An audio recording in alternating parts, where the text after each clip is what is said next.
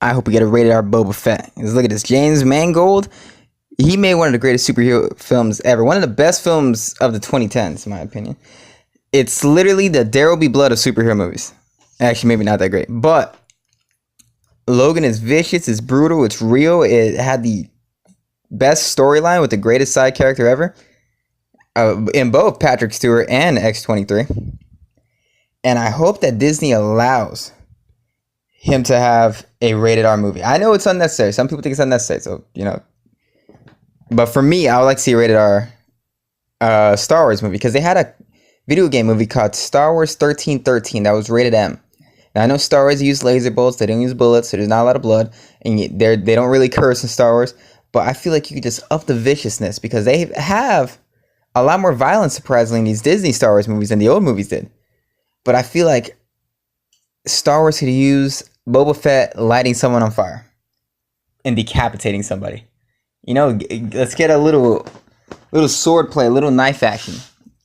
Let's cut someone's head off and wear their freaking skull as a necklace. These Mandalorians use weapons of all kinds. Jango Fett had a serrated blade to slow himself down, falling off the Camino and shipping dock thing. I want to see Boba Fett slit someone's throat with that. Whip out a spear. I want to see a brutal version of a Star Wars film. I would like to see them on Mandalore. Let's have a 300 opening where Boba Fett's being trained how to fight, and he's fighting some freaking alien wolf beast. I want to see a little bit more savagery, because James Mangold, that's what he did amazingly. He made a violent movie that worked perfectly in every sense, from a character that came from only PG-13 films. So, Boba Fett would be the Wolverine, and this could be the Western of the Star Wars franchise. So I want a violent rated R movie. Han Solo was pretty violent, surprisingly. It was action packed like crazy. Chewbacca broke a dude's neck. If you saw the movie, you know what I'm talking about. He broke a dude's neck in that tunnel. So hopefully they think of him more as a Mandalorian warrior, that is deserving of any character to be this one character with a spinoff. And they'll make a lot of money. Deadpool opened up at 130 million, 133 its first one, and 125 its second one. Rated R movies can open over 100 million.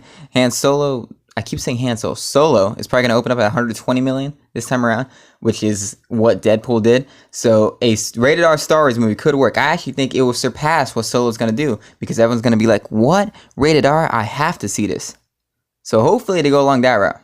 If I were to do a spinoff, I'd do a spinoff with Jango Fett. Because I know everyone's trying to creep away from the prequels, and now they're saying I like the prequels, but Jango Fett's cooler than Boba Fett in my opinion. Boba Fett's cool because he looked cool. Maybe the comics show him in a different light. The old series did, but Jango Fett's a guy I feel like you could have a great epic story leading up to his day and end it with the day opening up to his Geonosis decapitation. But he could have an amazing side story. If you ever played a Bounty Hunter video game for PlayStation 2, it is phenomenal. I can never even beat it, but I remember it being phenomenal. So anyway, those are my quick thoughts on that. I like Solo. I want Kathleen Kennedy fired because he's very politically correct and it's interfering with Star Wars. But James Mangold, greatest news I've heard about Star Wars yet.